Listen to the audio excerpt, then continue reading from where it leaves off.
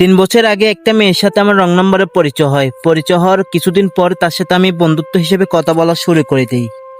তো এরকম কথা বলতে বলতে 1 মাস, 2 মাস, 3 মাস, 4 মাসের সময় তার প্রতি একটা যায় আমার একটা মায়া বসে যায়। এমন মায়া বসছে যে তার প্রতি আমি পাগল হয়ে গেছি। তাকে দেখে আমি পাগল হয়ে গেছি। আসলে কিভাবে দেখছি সেটাও আপনাকে জানাবো। আজকে আমি আপনাদেরকে আমার জীবনের কিছু গল্প বলবো, অবশ্যই শুনে যাবেন। তাহলে শুনুন, কষ্টগুলো শুনুন, হয়তো আপনারা অবাক হয়ে যাবেন আমার কষ্টগুলো শুনলে।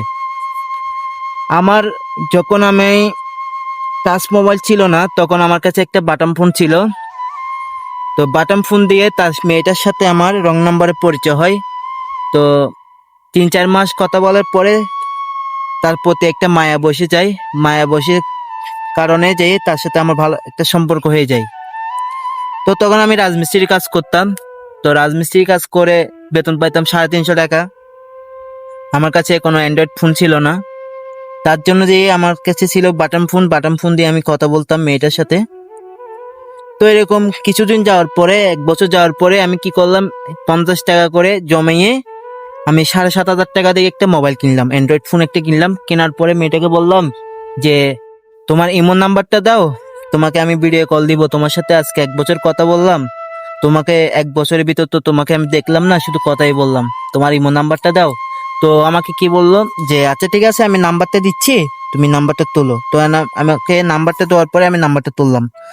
তোলার পরে আমি তাকে নক দিলাম। নক দেওয়ার পরে তাকে আমি কল দিলাম, ভিডিও কল দিলাম প্রথমে। তো রিসিভ করে নাই।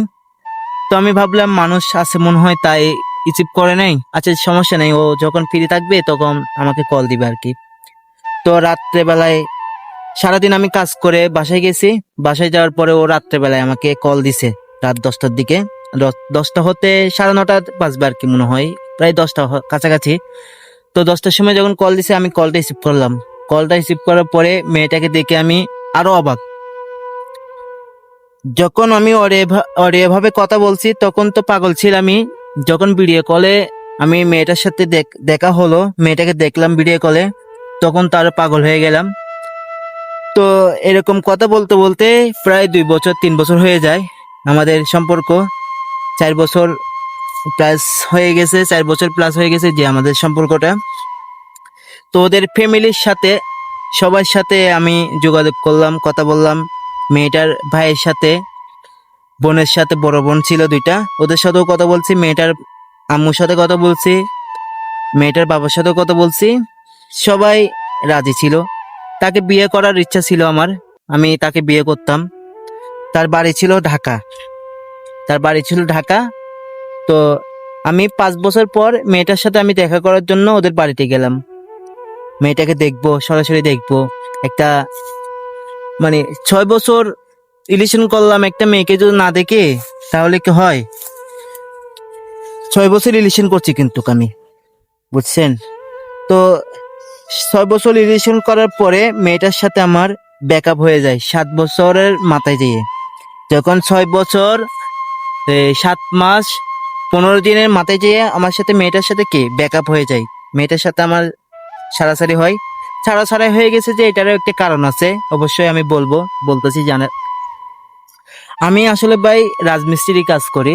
রাজমিস্ত্রি কাজ করি, সারাদিন কাজ করে বাসায় যেয়ে একটা ক্লান্ত লাগে না? তো ও যদি কল দেয় হঠাৎ 9টা বাজে, যদি 8টা বাজে যদি কল দেয়, আমি কাজ থেকে বাসায় যাইতে যেতে আমার প্রায় 7:30 8টা বাজে যাই। তো আমি গোসল করতে হবে, নাস্তা পানি করতে হবে, তো আমার একটু শরীরকে তো একটু রেস্ট করতে হবে, তাই না? তো সারাদিন কাজ করে বাসায় যাওয়ার পরে যদি মেয়েটা কল দেয়, আপ- তো তাহলে কথা বলতে তো মন চাই, কিন্তু একটু শরীরকেও একটু সান্ত্বনা দিতে হবে।